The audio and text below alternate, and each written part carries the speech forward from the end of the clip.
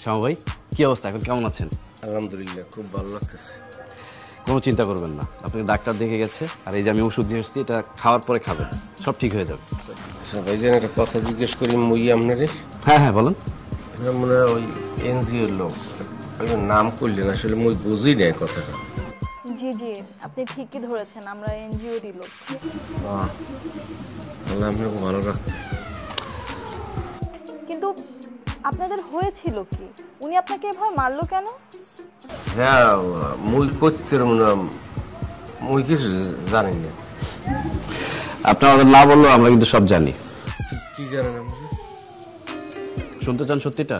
তাহলে শুনেন, আপনাদের গ্রুপে আপনারা 3 জন লোক ছিলেন, আর একজনকে পুলিশ গুলি করে মেরে ফেলছে, কি ঠিক না?